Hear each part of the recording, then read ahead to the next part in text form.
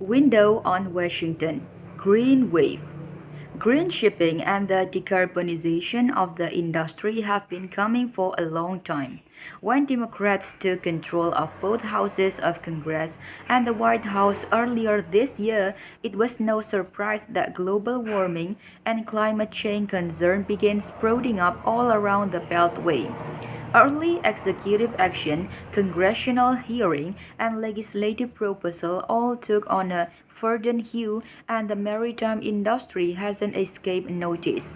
With container shipping capacity extremely tight, supply chains stretched to the breaking point, and record industry prove it, policymakers in Washington are looking at new rules and new ways to enforce old rules to decarbonize shipping.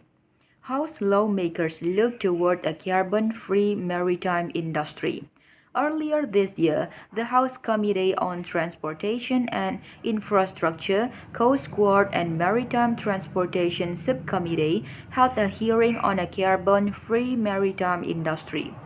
At the outset of the hearing, the chairman of the full Committee on Transportation and Infrastructure, Peter D. Fazio, reported that he has tasked every subcommittee to look at ways to reduce carbon emission within its jurisdiction, and stated that ocean shipping accounts for 3% of global carbon emission today, increasing to 10% without significant change.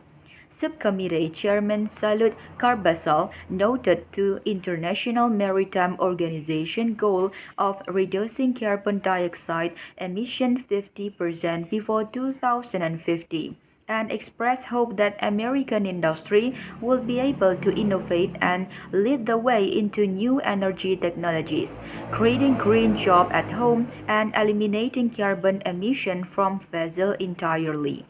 Hearing witnesses presented contrasting views. A witness from the non-profit research group International Council on Clean Transportation (ICCT) stated that meeting the IMO goal of a 50% reduction in greenhouse gas GHG emission by 2050 relative to 2008 levels will require net zero emission deep sea ship on the water no later than 2030.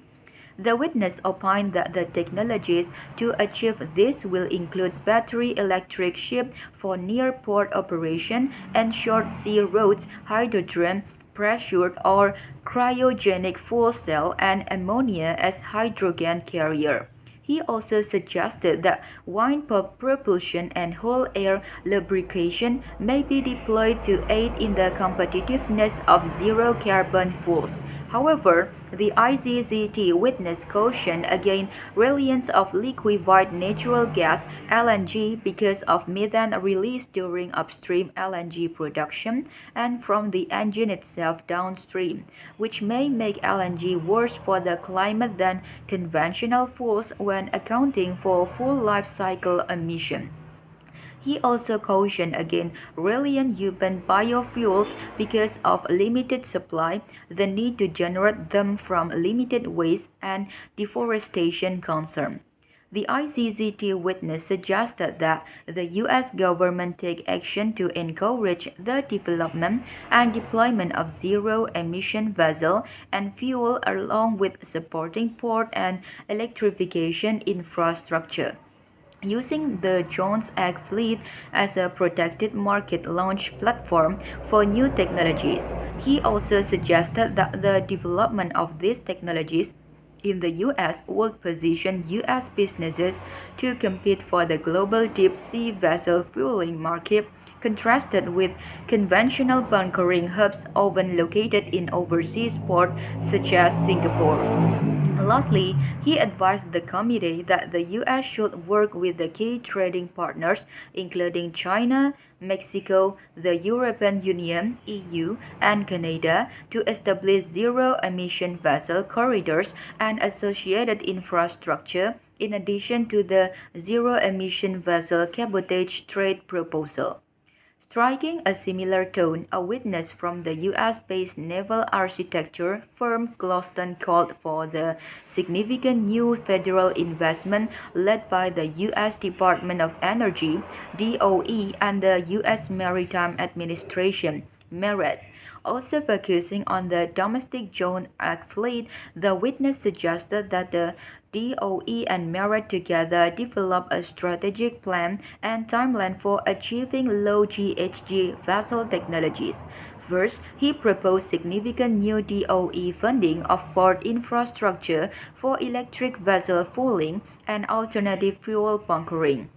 Second, he proposed merit-led and fund collaborative technology development consortia among government, academia, vessel operators, and vessel developers such as Gloston, which was recently awarded a grant by the Federal Transit Administration to design an all-electric passenger ferry in cooperation with Merit.